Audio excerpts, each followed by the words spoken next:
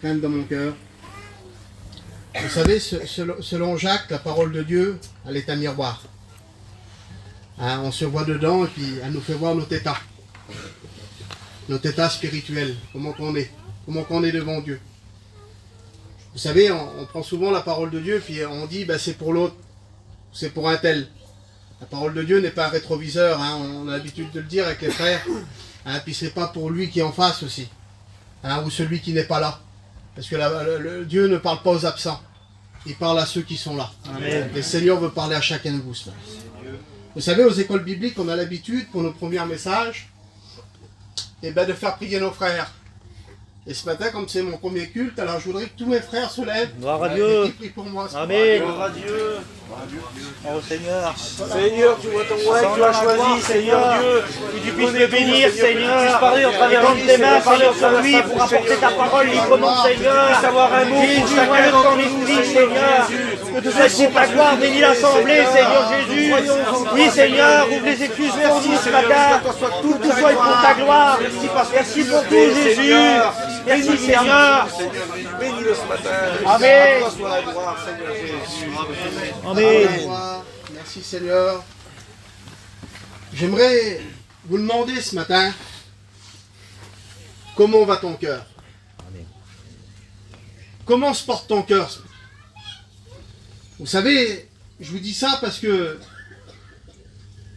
moi, avant que je fasse la fractus, j'avais 37 ans, vous m'aurez demandé comment va ton cœur? Ben, j'aurais dit, il va en pleine santé, il est en pleine forme. Et puis, je croyais que rien n'aurait pu m'arriver. Mais 2-3 jours avant que je fasse la fractus, là, eh ben, j'ai eu une alerte. J'ai eu une alerte qui est venue. Et elle est venue comme une petite douleur qui est venue m'alerter. Elle est venue m'alerter ben, que je prenne garde à ce danger. Et par rapport à cela, ben, j'ai pu aller à l'hôpital. Et puis les médecins qui étaient là, ben, ils ont pu faire le nécessaire. Parce que j'ai été alerté. Et voilà ce qu'il veut faire, Seigneur, ce matin. Il veut nous alerter avec Amen. sa parole. S'il y a quelque chose qui ne va pas dans nos cœurs, eh ben, il est là pour nous alerter. Il est là pour nous prévenir du danger. Vous savez qu'il est le meilleur chirurgien qu'il peut y avoir. On le sait, hein, des cœurs de pierre, il en fait des cœurs de chair. Et il n'y a aucune cicatrice. Parce qu'il est le meilleur chirurgien qu'il peut y avoir. Amen.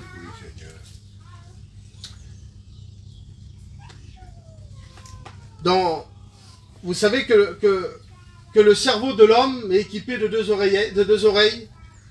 Quand on parle et on écoute, eh ben, c'est le cerveau qui écoute. Mais le cœur, il est aussi équipé de 2 oreillettes.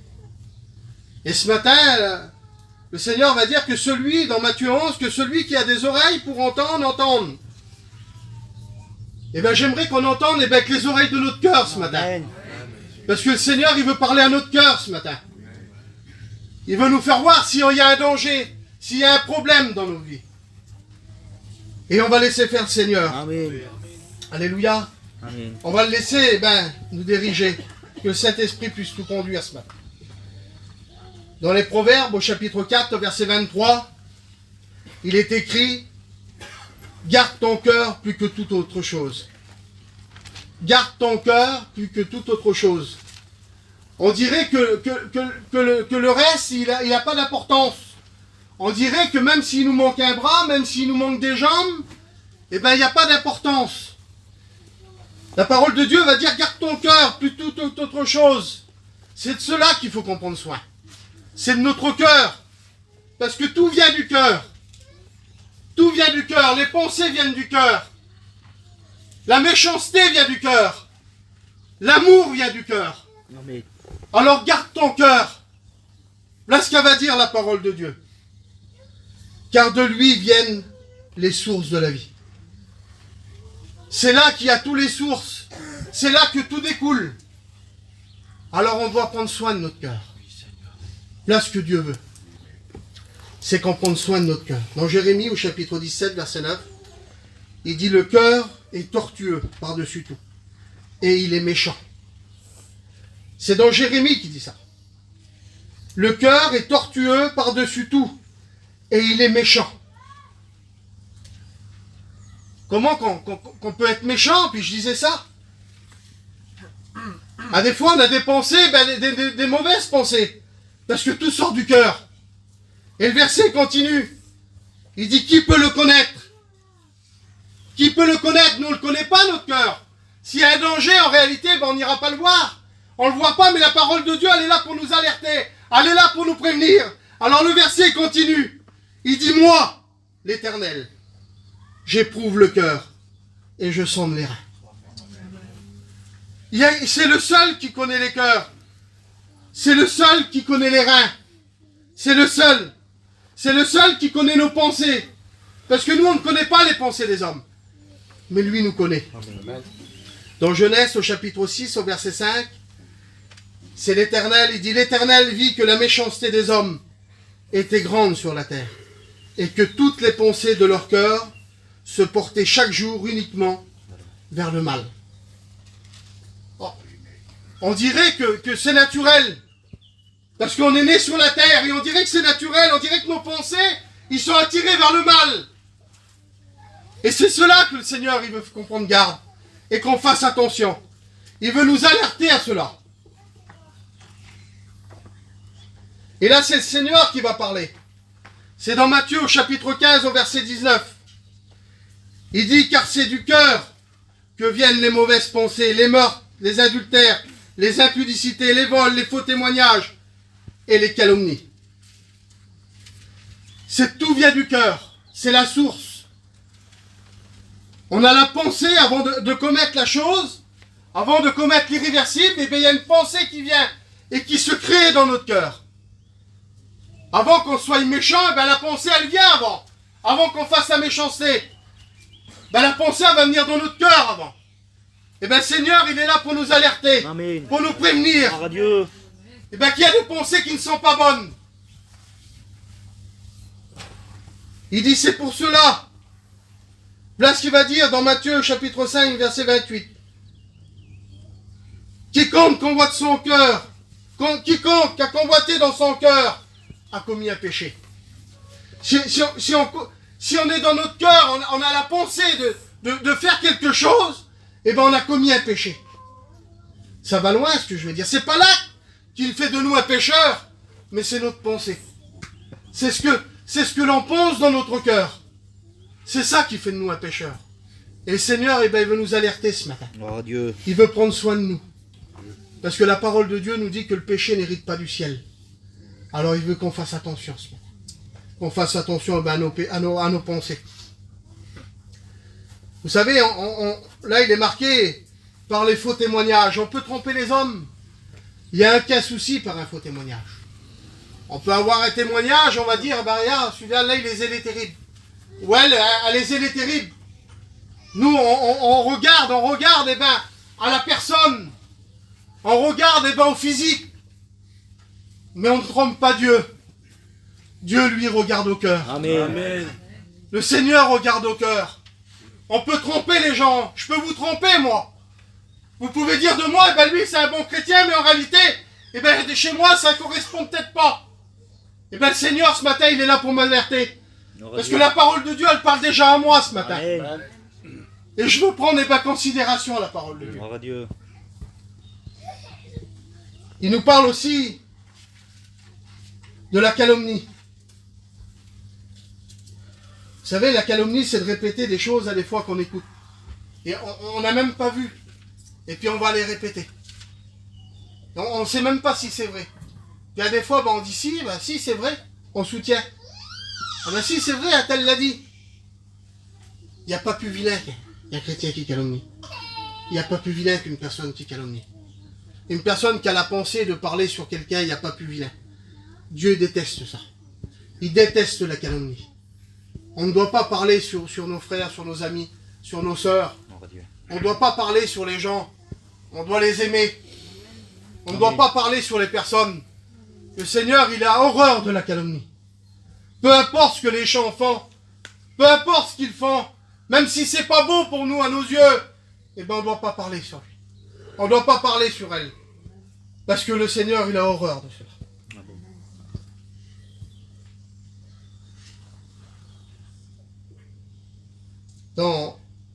Dans 1 Pierre, au chapitre 4, au verset 15, Il dit, regardez celui qui va calomnier.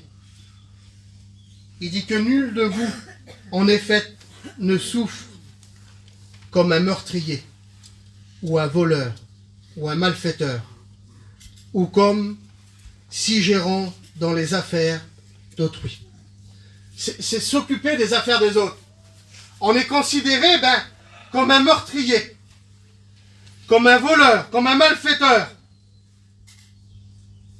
Vous vous rendez compte où c'est que ça va? Il faut faire très attention à notre langage, à la façon qu'on a de parler. C'est très important. Et c'est dangereux.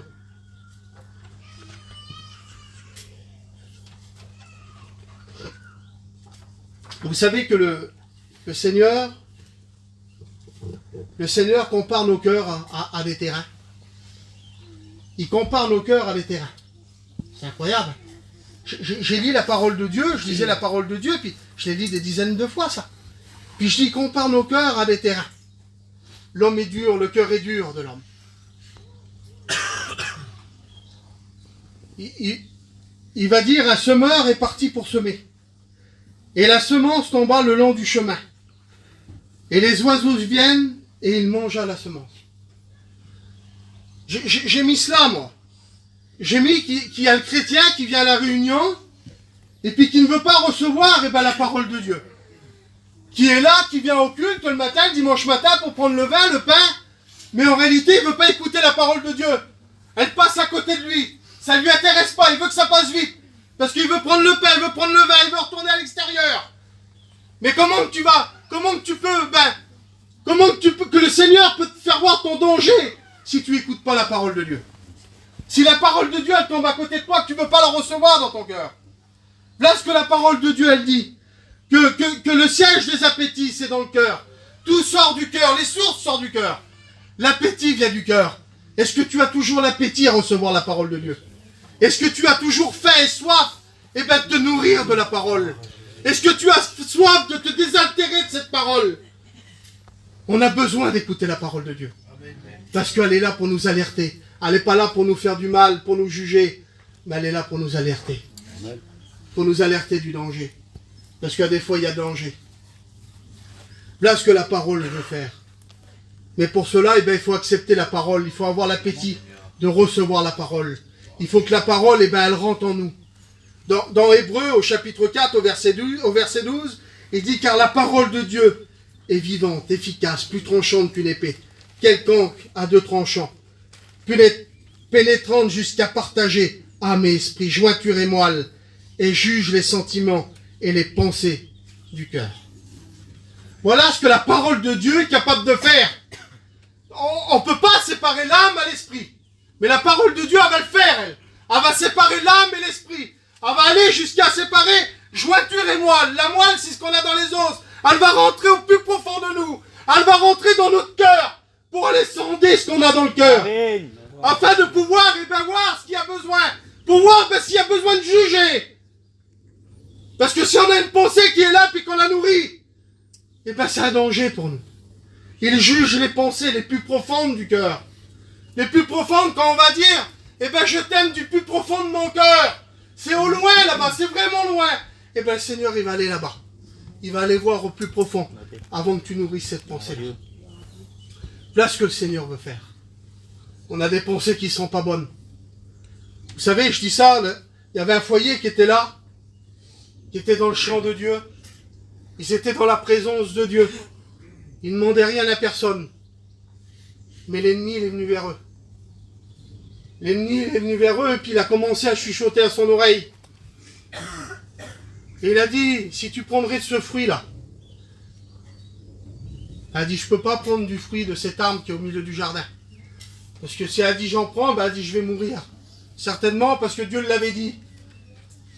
Et le Saint-Esprit nous le rappelle, des fois qu'il y a des choses qui ne sont pas bonnes. On le sait, mais on garde cette pensée-là. Et le Seigneur veut nous alerter ce matin. Et puis sûrement qu'elle n'a pas pris le fruit comme ça, elle n'a pas été comme lui, il a dit ça, il n'a pas été vers l'arbre, et puis elle n'a pas pris le fruit, et puis elle a été vers le mari, puis donné. Elle a dû faire nourrir sa pensée avant. Elle a dû dire certainement, si je prends ce fruit, j'aurai peut-être la connaissance, je serai comme Dieu. Mais Dieu lui avait dit de ne pas le faire. Il y a des choses qu'on ne doit pas faire, un chrétien ne doit pas faire. Et la parole de Dieu nous dit qu'elle n'a pas pris garde. Il y a des personnes qui ne prennent pas garde à la parole de Dieu. Parce qu'ils ne veulent plus recevoir la parole. Mais il faut prendre garde à la parole de Dieu. La parole de Dieu, elle est là pour nous avertir.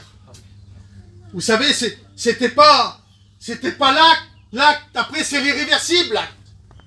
Mais elle a commis le péché dans son cœur, quand on avait déjà la pensée d'aller prendre le fruit là. Et après il est venu l'acte. Après elle l'a fait parce qu'elle a nourri cette pensée. Et on le sait, qu'est-ce qui est arrivé? C'est ce foyer-là a grandi, après il y a eu 2 enfants. Il y a eu Abel et Caïn. Et par rapport à cette pensée-là, il y a eu un drame. Il y a eu un drame par rapport à cette pensée-là.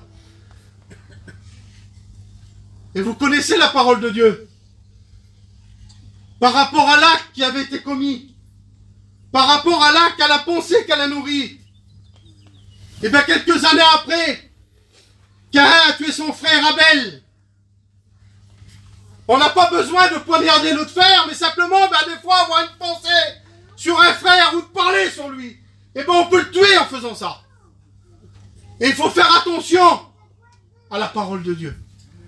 Il faut faire attention de la façon qu'on le parle. Il faut faire attention de la façon qu'on va parler à nos amis. On a un témoignage à rendre. Et la parole de Dieu nous en parle. Et puis là, il y a un second terrain. Puis là, il y a le deuxième terrain. Une autre partie tomba dans les endroits pierreux, où elle leva aussitôt, parce qu'elle ne trouva pas un sol profond. Au verset 6, mais quand le soleil parut, elle fut brûlée et sécha, faute de racines. Moi j'ai mis là qu'il y a le chrétien qui vient là à la réunion, il reçoit la parole de Dieu, il est béni à la parole de Dieu. La parole de Dieu, elle est bonne, il est content. Ça le bénit, ça réjouit son cœur. Il prie, et puis quand il sort dehors, quand le soleil paraît, c'est fini. Faute de racines. Le soleil paraît. Et il brûle la semence. Pourquoi? Parce que les pensées des cœurs, ils sont attirés que vers le mal. On a les pensées qui sont attirées ailleurs. On a des pensées qui sont attirées dans le monde. Nous devons faire attention à nos pensées. Dans Proverbe, au chapitre 19, au verset 21, il y a dans le cœur de l'homme beaucoup de projets. Combien de projets qu'il y a? Combien de projets qu'il y a dans le cœur de l'homme? Vous savez, je dis ça, moi je devais partir avec mon ancien, on devait aller à Biarritz. Et puis après, ça l'avait changé, on devait aller à Saint-Tropez. Et puis ça s'est pas fait. Ça s'est pas fait. Parce que le verset continue. Il y a dans le cœur de l'homme beaucoup de projets. Mais, il y a un mais. C'est le dessein de l'Éternel qui s'accomplit. Amen. Si je suis là, à ce moment, en train de vous prêcher la parole de Dieu à Cône-sur-Loire, si je ne suis pas à Biarritz ou Saint-Tropez, c'est parce que c'est les desseins de l'Éternel qui s'accomplissent. Nous ne devons pas regarder à nous, à nos projets, à nous. Si on regarde à nos cœurs, on va aller dans des endroits peut-être qui ne va pas. Mais le Seigneur, il ne veut pas de cela. On a des projets, le Seigneur, il a des projets pour nous. Il dit, c'est le dessein de l'Éternel qui s'accomplit. Nous devons faire ce que Dieu veut. Nous ne devons pas aller contre la volonté de Dieu. Parce que c'est un danger pour nous. C'est un danger. Et le Seigneur, il nous alerte à ces choses-là. Si je suis là, c'est parce que Dieu l'a voulu. Et c'est comme ça. Et puis je rends gloire à Dieu. Je rends gloire à Dieu que je suis là. Je remercie le Seigneur que je suis là. Et je remercie le Seigneur d'apporter la parole. Amen. Parce que c'est ses desseins. C'est lui qui l'a voulu. Vous savez, dans Matthieu au chapitre 6, et au verset 33, il dit, cherchez premièrement le royaume des cieux. Voilà ce qu'un chrétien doit rechercher premièrement. On doit rechercher le royaume des cieux. On doit rechercher premièrement le ciel. et tout nous sera donné par-dessus. Tout nous sera donné par-dessus. On n'a pas besoin de faire des projets, de dire, eh ben tiens, je vais faire ça, moi, pour mes affaires. Ou je vais faire ça. Ou je vais essayer de gagner un peu d'argent pour m'acheter ça. Regardons au ciel. Amen. Et tout nous sera donné par-dessus. Amen. On n'a pas besoin de s'occuper des affaires de la terre. C'est que vanité, poursuite du vent, ça ne sert à rien. Ça nous sera donné par-dessus tout. Le Seigneur nous donnera toutes ces choses par-dessus.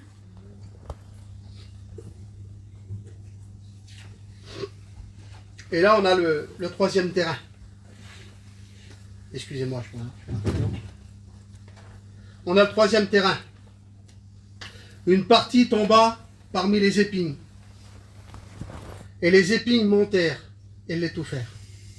Nous savons ce que c'est. Hein, nous savons ce que c'est, ça. Les épines, c'est les choses du monde. C'est ce qui prend le dessus. C'est ce qui prend le dessus sur la parole.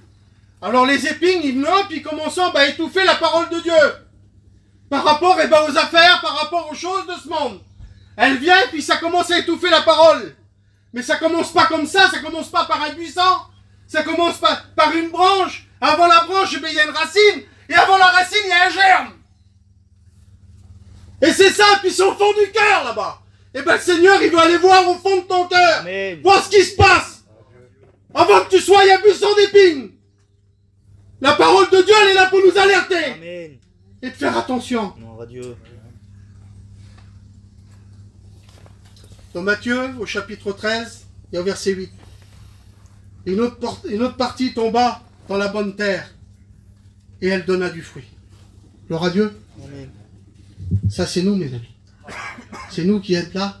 Les chrétiens qui sommes là. C'est la bonne partie qui est tombée dans la bonne terre. Et elle porta du fruit. Dans Philippiens, au chapitre 2, au verset 5, là ce que la parole de Dieu, elle va dire. Ayez en vous les sentiments qui étaient en Jésus-Christ. Là, les sentiments que nous devons avoir. Voilà les pensées que nous devons avoir. Les sentiments de Jésus-Christ. C'est pas les sentiments du monde, c'est pas les pensées du monde, mais les sentiments de Jésus. Alors, quels sont les sentiments de Jésus? Quels sont ces sentiments? Voilà ce que le Seigneur va dire dans Matthieu au chapitre 11, verset 29. Je vais finir. Prenez mon joug sur vous et recevez mes instructions. Car je suis doux et humble de cœur, et vous trouverez du repos pour vos âmes. Prenez mon joug. Pourquoi il va dire prenez mon joug? Vous savez, il y a des jougs qui sont lourds à porter. Mais le joug de Jésus, au verset 30, il dit car mon joug est doux et mon fardeau est léger. Son joug est doux. Pendant la loi mosaïque, on avait un joug qui était lourd à porter. On ne pouvait pas le porter. La parole de Dieu nous dit qu'il y avait 613 commandements, 613 préceptes. Et c'était compliqué pour porter tout ça. C'était compliqué. Alors il dit, prenez mon joug et recevez mes instructions. Amen. Alléluia. Gloire à Dieu. Alors quelles sont ces instructions? Quelles sont ces instructions, Seigneur? Quels sont, ces commandements à Dieu? C'est pas les 613 préceptes. Mais là, il est marqué dans Matthieu au chapitre 22 et au verset 37. Tu aimeras le Seigneur ton Dieu de tout ton cœur, Amen. de toute ton âme Gloire à Dieu. et de toutes tes pensées.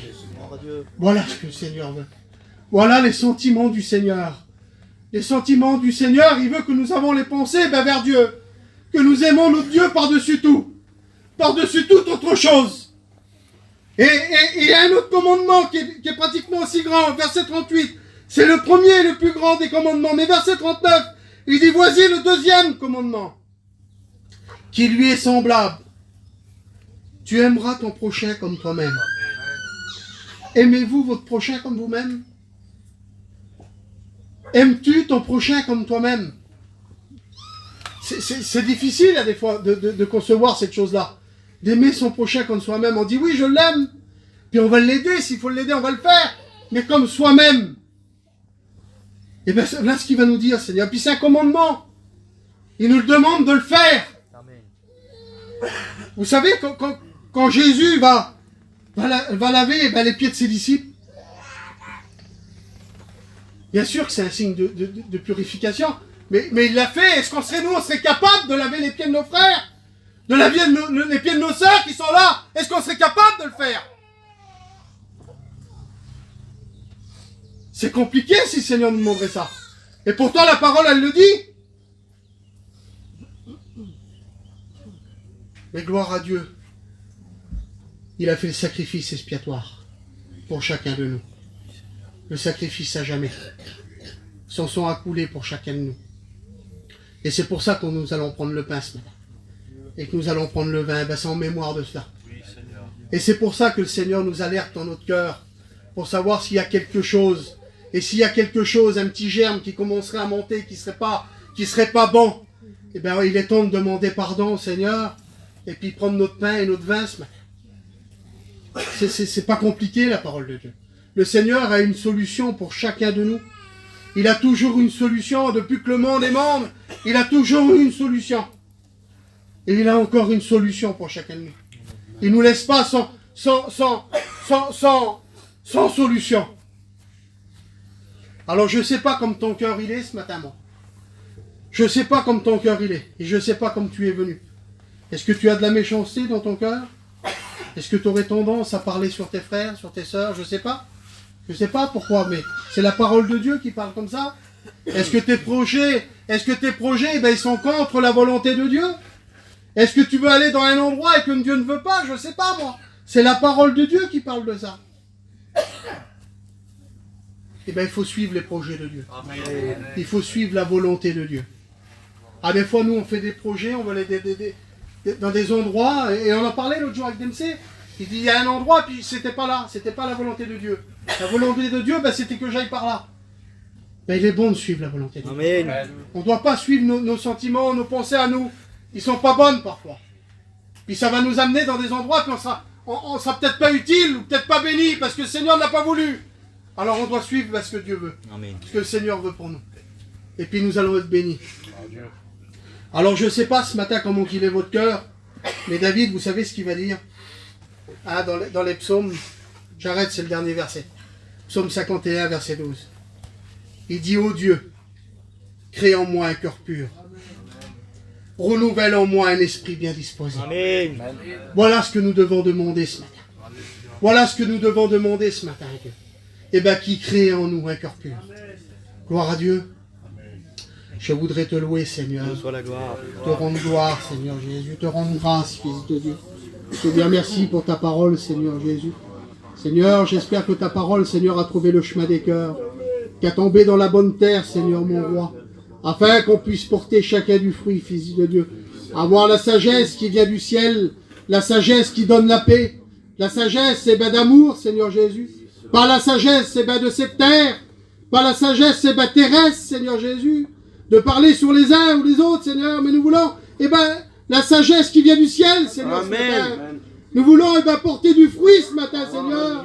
Nous voulons, apporter la paix autour de nous, Seigneur, ce matin. Bénis l'auditoire. Bénis mes frères, bénis mes sœurs ce matin, Seigneur. Et à toi soit toute la gloire. Amen.